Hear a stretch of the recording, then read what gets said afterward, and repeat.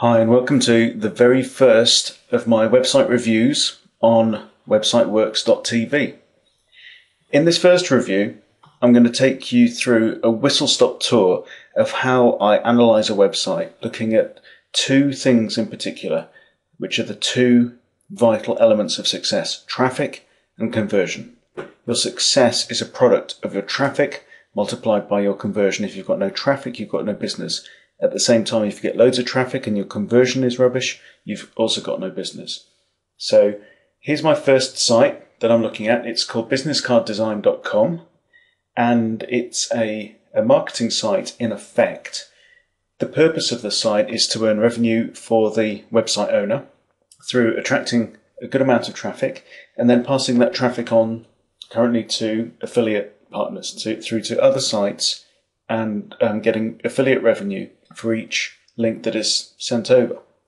The first thing I want to look at is the traffic that this site gets. Now, this is actually a pretty optimized site. I'm going to be showing you a bunch of tools that I use as part of my daily work.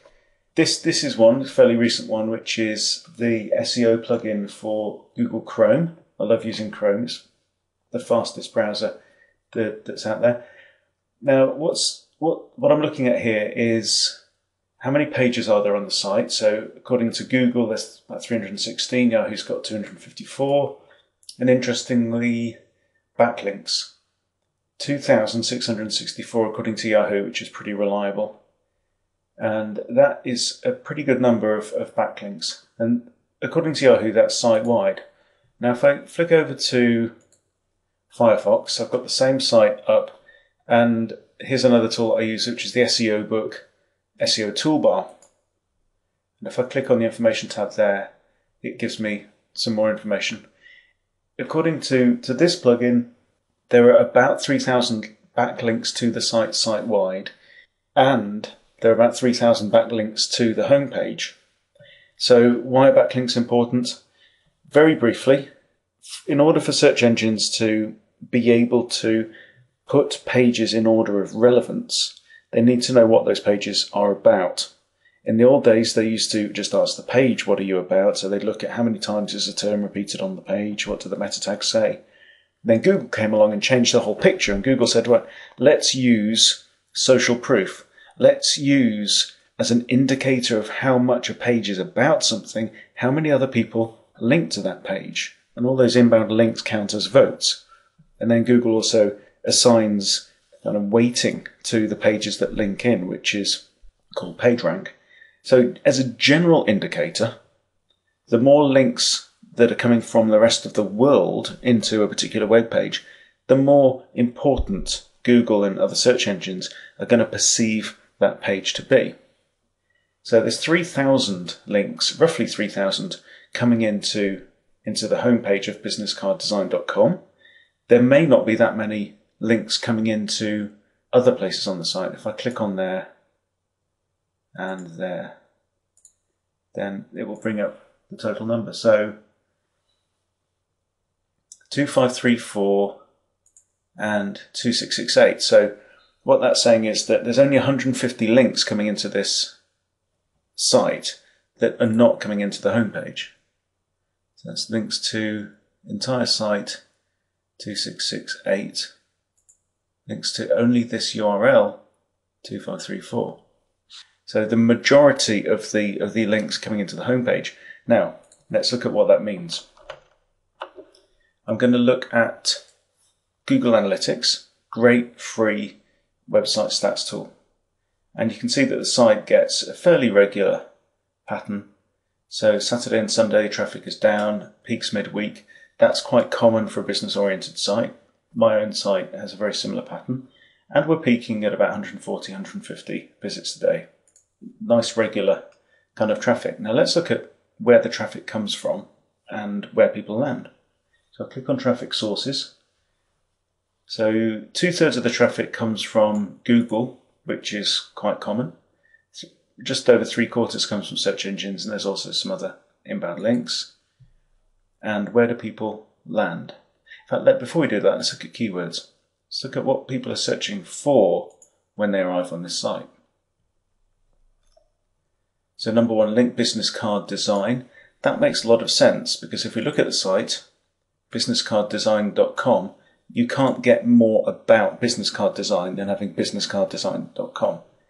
And then it's got business card design there and in several places. So the page itself is very, very strongly focused around that term, which is why it's going to be coming up high for that particular term. So 815 people in the last month have come. They're only spending an average of 41 seconds each on the site, and 74% of them, nearly 3/4 of them, are bouncing, which means that they arrive on one page and leave from the same page without following another link. So bounce rate is one useful indicator of how successful a site is in general. And then when we look at design factors in a minute, we'll explore that a bit further.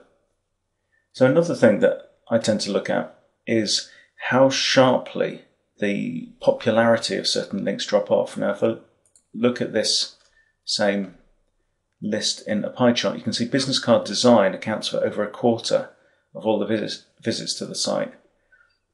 And then so down the top 50 links, we've dropped down to 6. Now, that's not unusual. You expect the top search phrases to account for a real peak in the traffic, and then it tails off into what we call the long tail. Now, what does concern me slightly is in the last month, people have only arrived on this site from 1,174 different search phrases, which is pretty low for a site of this size. Now, if I go back to the site and look on the SEO plugin again, look at pages indexed, Google's got 300 different pages on this site that it's indexed. If I just have a quick flick round, we've got free articles. There's a lot of well-written articles about business cards. So there is actually quite a lot of content on this site, which should create a lot of opportunities for the search engines to link in.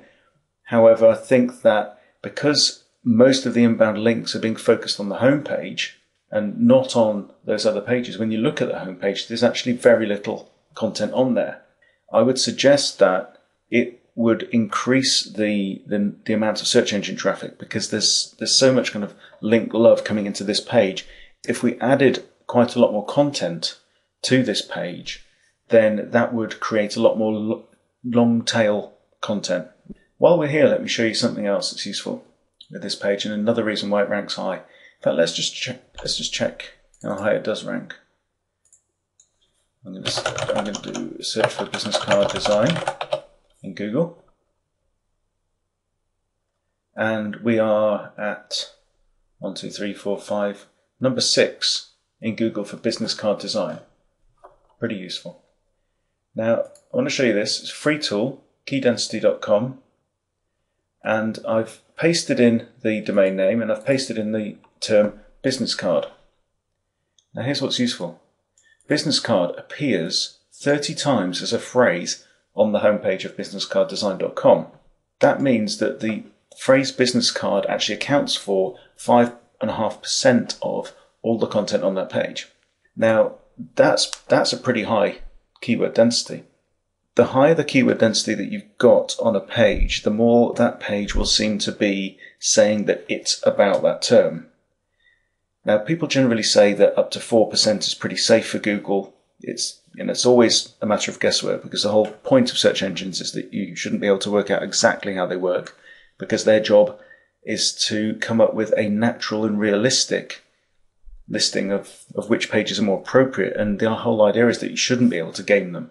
However, there's a lot of people spending a lot of time trying to reverse engineer the way that Google and other search engines work. Now, this is 5.5%, which is above 4%, but seems to be doing a reasonably good job. If we just do a search for business card, are we in the top 10? No, we're not. So business card, big market, but business card design, we're in the top 5 or so. It would be good to get higher up the list for business card design.